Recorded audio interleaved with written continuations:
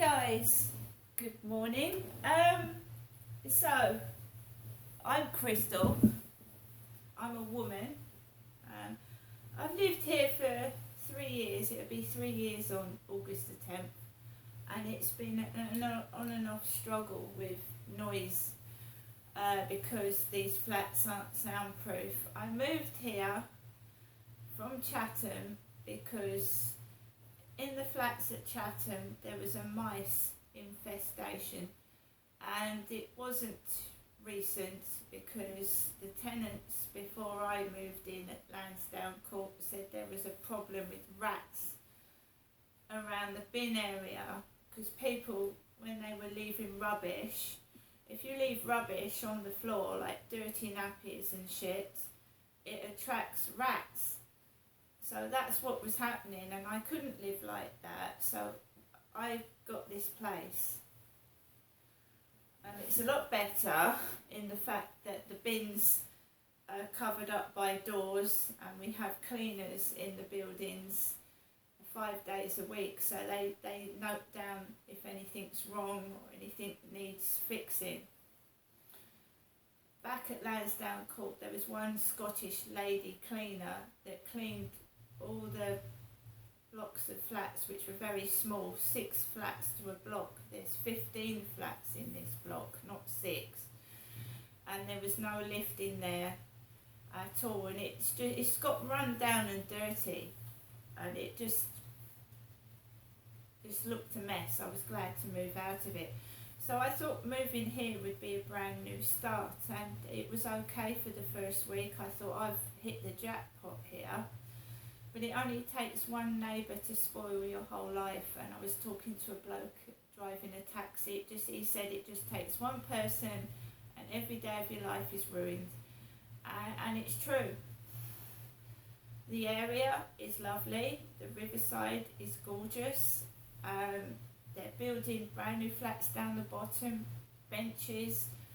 But as with any block of flats, you get noise. If the building isn't soundproof, you can hear absolutely everything. When I first moved in, I couldn't get used to it. Now I've got used to it, but the noise I'm getting at the weekend is unbearable. It's terrible. I mean, I rang up the housing and they said, do you think they've got carpet on the floor upstairs? I said, I don't know if they've got carpet. Would carpet help? Well, why don't you ask them? It's not me that's banging on the ceiling asking me if they've got carpet. If they laid carpet, maybe it would sound less bad. But shouldn't the landlords be responsible for making it soundproof? Anyway, that's enough of that. Before the phone cut off on my last video, I was talking about how I met this guy called Dave at the other block of flats. So I was outside by the bins, and this bald-headed guy comes out, completely bald, and his profile from the side looked like Prince William, but this guy was older, so he looked more like 60 than in his 30s or 40s. Now I was in my late 40s when I met this Dave. He came out to the bins and he went to me, what are you doing? I said, I'm trying to get fresh air.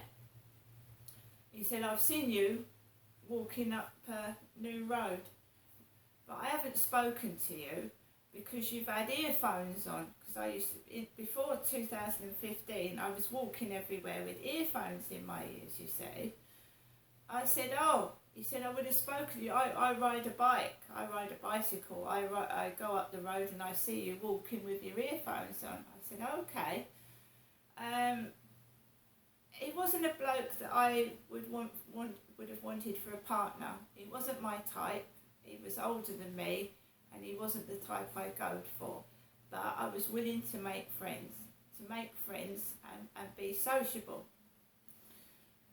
So he says to me, would you like to come into my flat for a cup of tea? And I thought, right, I've seen him walking around with other neighbours. I'd seen him. I thought he looks okay. So he invited me back into his flat. And I went into his flat and immediately warning bells rang. He had a bike by the front door, closing the front door off, and the only way out of the flat was out the back, and obviously he was standing in the way. So I went into his flat and he told me to sit down on the bed because there was no other chair.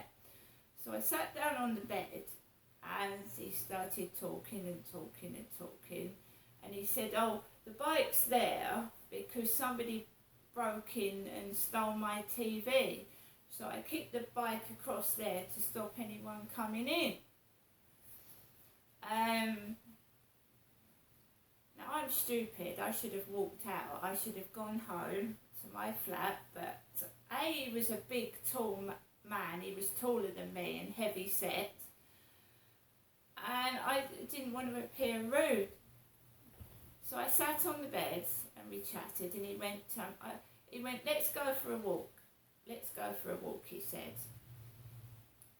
He said, you must be cold, I'll get you a coat. So he got me one of his coats.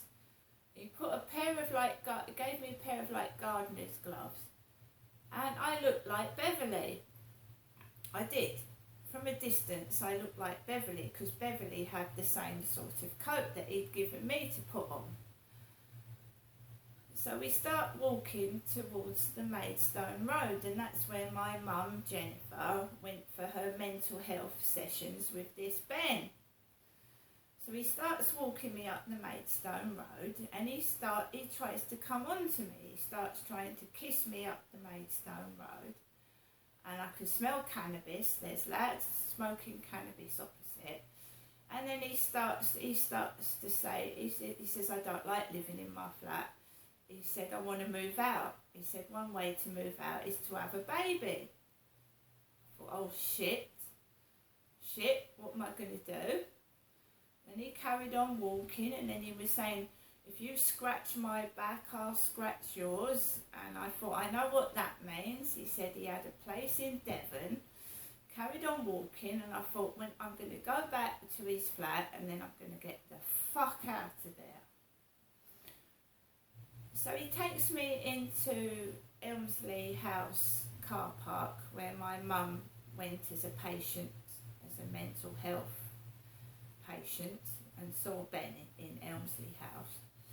And he starts to kiss me, and I don't even know this bloke from Adam. I've never met him before.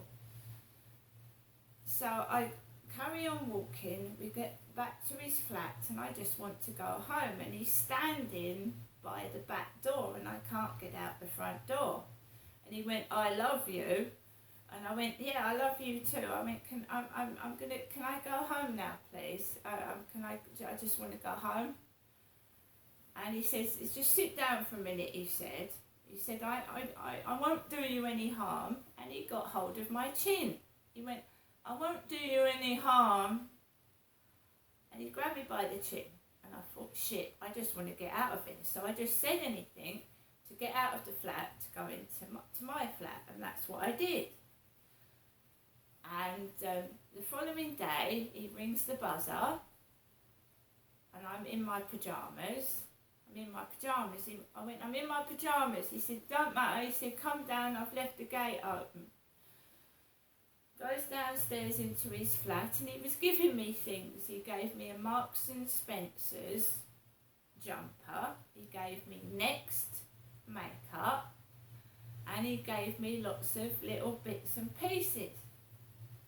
And it's all very nice, but I didn't want to be with him. Warning bells had already rung when he grabbed my chin.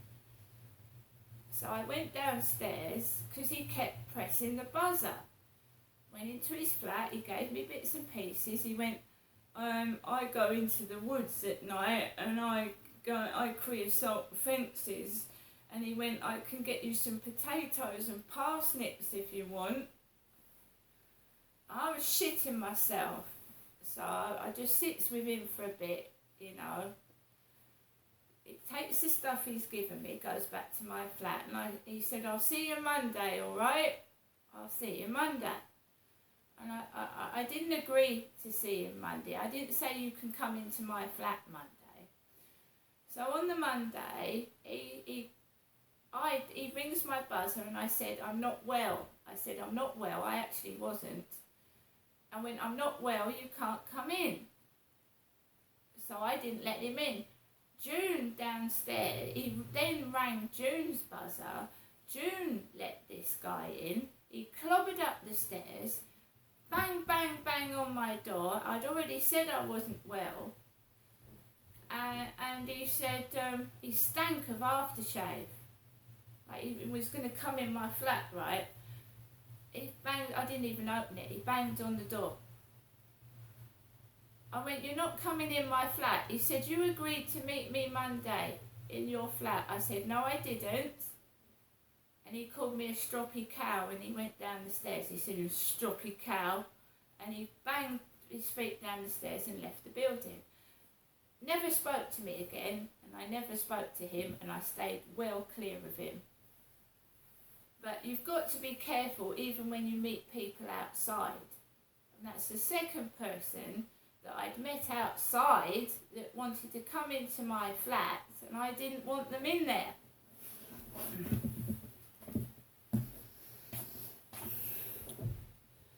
It was very, very awkward for me living in that place. I later found out that the guy was letting heroin addicts into the next block of flats, because one of the neighbours next door to me in that block of flats said he was letting women inject heroin into their legs on the stairs. This guy that had tried to... he could have turned me into a drug addict. I had a narrow escape, and this guy was taking me when my mum went for mental health sessions with this mental health Asian guy called Ben. I later reported it to MHS Homes because I thought if he's doing it to me, you know, he's obviously going to do it to somebody else, and women are in danger, and they were. He was inviting women back to the flat and they were drug users, and he was giving them their fix. Right, so I reported it to MHS Homes. A female blonde woman came out called Jessica with an Asian policeman. I'd locked myself in Lansdowne Court for 3 days because I was scared of this bloke, scared of him, because he'd called me a stroppy cow. He was constantly ringing the buzzer, and he came, and one of the neighbours let him in. And you know, all the housing said was, you've got to go outside. She said, oh, ignore him, he's probably mentally ill. The blonde lady that was supposed to come from MHS Homes called Jessica said, ignore him, he's probably got a mental health illness. And then he went on to let drug users into the flat where they injected on the stairs because she didn't do anything along with that police officer. They don't listen to me, they don't do anything, and they leave me in danger, and that's all they do. All they were interested in was me to go outside. You can't stay indoors, you've got to go out. And of course I'd go out and I'd get all this trouble, all this shit that I usually get. I'd solidly locked myself in for 3 days. I'd called the housing, she brought a police officer, and they did fuck all about it, and he was letting drug addicts into the flats with needles. Because the housing and the police didn't do anything. And what happens is it just follows you everywhere. When these guys think they can get away with abusing you, they just don't, they laugh. They think it's funny and we'll do it again. Because they don't do anything about it. But you can meet a fucking idiot on the street. They don't have to be on dating sites. Don't think you're safe meeting someone on the street because you're not. You need to know someone for a long period of time before you let them into your flat and into your life and even let them touch you. So that was scary, and obviously the police, you know, to be in your flat and to call 999 and the police, that 999 is engaged and you're in danger of being murdered. I mean, This noise upstairs is mild to what happened at the other block of flats. To just be in your flat, afraid for your life, call 999 and it's bloody engaged. It's engaged. Then you ring again, it's engaged. All my mobiles. Every mobile, because I've never had a landline in these flats. All the mobiles. You're telling me that was the real coppers laughing on the end of the phone. Laughing. When you've been attacked. It's funny, is it? Well, if your turn ever comes round and you're in the same situation, you won't be able to cope. I just had to get on with it. I never felt like committing suicide. I never wanted to end my life. But, you know, obviously some other people did by attacking me, and I just got on with it.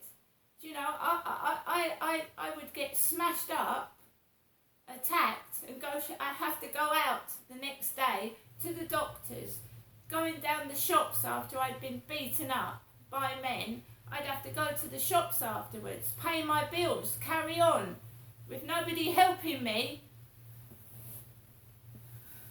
That's what I had to do. And it's still going on. You ring the housing, they don't fucking do anything. You ring the police, they don't do fucking anything. And I'm a woman coping by myself. See you later.